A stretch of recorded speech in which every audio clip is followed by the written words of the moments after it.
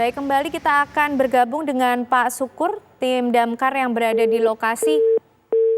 Baik, kami akan mencoba untuk memperbarui hubungan komunikasi kami pemirsa dengan pihak-pihak yang saat ini juga sudah berada di lokasi untuk mendapatkan informasi terbaru dari penanganan peristiwa tembok sekolah yang roboh tepatnya di MTS Negeri 19 Pondok Labu, Jakarta. Tadi disampaikan informasi mengenai korban ini juga masih terus mengalami perubahan pemirsa, dan kami masih akan mencoba untuk mengkonfirmasi peristiwa ini termasuk juga jumlah korban. Kami ajak Anda bergabung kembali dengan rekan kami Robin Freddy di sana. Robin,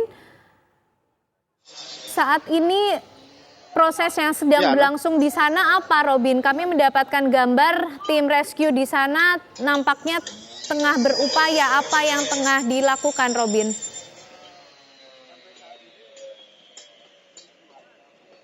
Betul sekali, Ana. Tim rescue dari pihak BPBD dan petugas pemadam kebakaran saat ini sedang melakukan pengangkatan puing-puing robohnya tembok tersebut. Oke. Karena akibat dari jebolnya tersebut mengakibatkan proses evakuasi dan penyedotan air menjadi lama. Di sisi lain juga proses evakuasi ini sendiri untuk mencari apakah masih ada korban yang tertimpa reruntuhan tembok ini, Ana. Berarti Robin saat ini upayanya tengah fokus di lokasi tembok roboh. Betul sekali, Ana. Proses evakuasi saat ini difokuskan pada lokasi titik robohnya tembok tersebut. Alat apa saja, Robin, yang digunakan di sana? Nampaknya juga cukup sulit untuk melakukan proses ini, Robin. Iya, karena lokasi ini tergenang air sendiri mengakibatkan proses manual atau menggunakan alat seadanya terlebih dahulu, Ana. Baik, tim dari mana saja, Robin, yang sudah berada di lokasi untuk melakukan upaya penyelamatan atau evakuasi ini, Robin?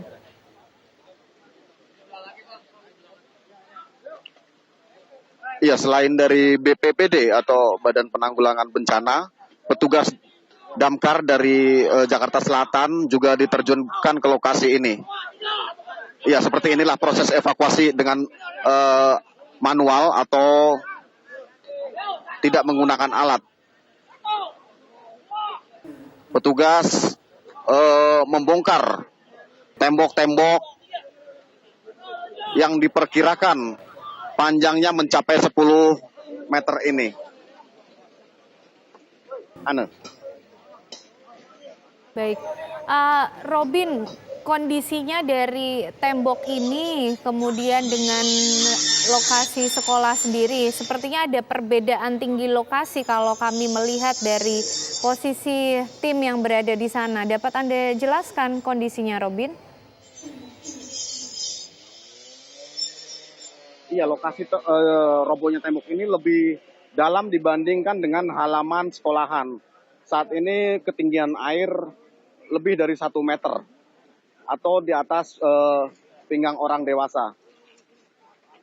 Lokasi ini sendiri tertimbun dan mengakibatkan genangan lebih tinggi. Begitu, Ana. Tembok yang roboh ini merupakan tembok pagar sekolah, Robin? Tepat sekali, tembok ini merupakan tembok pembatas sekolah antara sekolah dengan jalan kecil, begitu, Ana. Selain tembok yang roboh juga kami melihat ada bangunan atau atap yang ikut roboh, begitu, Ana. Atap ini juga masih bagian dari sekolah dari MTS Negeri 19. Iya, betul sekali. Atap ini merupakan atap dari MTS Negeri 19 Jakarta Selatan. Artinya sekolah ini atau tembok pagar sekolah ini berbatasan langsung dengan jalan di pemukiman warga, begitu, Robin?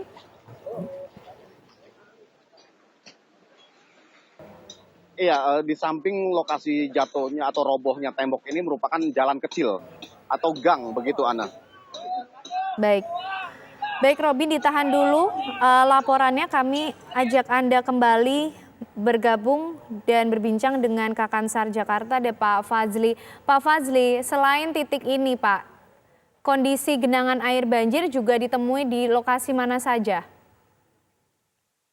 Baik Bu, untuk Mbak Aken, untuk sampai dengan sore hari ini akibat cuaca hujan, memang ada beberapa titik lokasi genangan air, terutama ada di wilayah Jakarta Selatan seperti di TBC Matupang, kemudian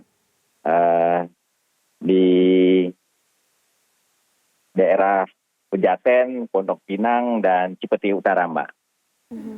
Kondisi genangan airnya di titik atau di lokasi-lokasi tersebut bisa digambarkan Pak setinggi apa, Pak Fazli? Ya, untuk ketinggian air saat ini diterima itu antara 120 cm sampai dari 50 sampai dengan 120 cm. Dan ini diakibatkan oleh curah hujan yang tinggi begitu, Pak Fazli? Betul, Pak. Jadi sampai saat ini indikasinya itu akibat dari cuaca hujan. Lalu Pak, upaya-upaya mungkin yang juga sudah dilakukan di lokasi-lokasi tersebut tadi yang digenangi air banjir cukup tinggi, apa saja Pak Fazli dari informasi yang diperoleh? Sampai saat ini dari Basarnas sudah melakukan pemetaan untuk lokasi-lokasi yang rawan banjir, dan kita sudah menyiapkan beberapa tim yang nantinya akan saat ini sudah menuju ke lokasi-lokasi tersebut untuk melakukan evakuasi apabila masyarakat memerlukan evakuasi. Namun sampai saat ini belum ada permintaan evakuasi dari masyarakat. Kemudian upaya-upaya yang dilakukan di lokasi tersebut masih asesmen untuk pendataan awal. Demikian, Mbak. Genangan air banjir yang tadi disampaikan oleh Pak Fazli ini terjadinya di area jalan atau kemudian di pemukiman atau seperti apa, Pak? Sampai saat ini masih area jalan dan belum berdampak kepada area pemukiman, Mbak. Tapi Pak, efek kemudian dari banjir yang terjadi di lokasi-lokasi tersebut cukup banyak nampaknya di titik Jakarta Selatan. Bagaimana efeknya, Pak Fazli? Ya, betul. Jadi waktu kemarin hujan juga banyak kejadian di daerah selatan akibat curah hujan tinggi sehingga meluapnya kali Krukut di daerah Jakarta Selatan. Dan kita juga saat ini mengantisipasi karena situasi di DKI Jakarta sekitarnya saat ini terus masih hujan, sehingga kita kewaspadaan untuk melakukan upaya-upaya apabila ada permintaan evakuasi dari warga nantinya kalau mereka terdampak akibat curah hujan yang tinggi itu, Pak. Ya, Pak, kondisi hujan beberapa hari ini juga nampaknya masih cukup sering terjadi. Nah, titik-titik lokasi mana yang perlu diwaspadai oleh masyarakat khususnya di ibu kota dengan genangan air yang potensinya cukup tinggi? Untuk titik-titik lokasi kemungkinan yang aliran-aliran sungai yang biasa dialiri yang biasa aliran sungai yang ada di DKI Jakarta yang dikhawatirkan meluap akibat curah hujan yang tinggi, Mbak.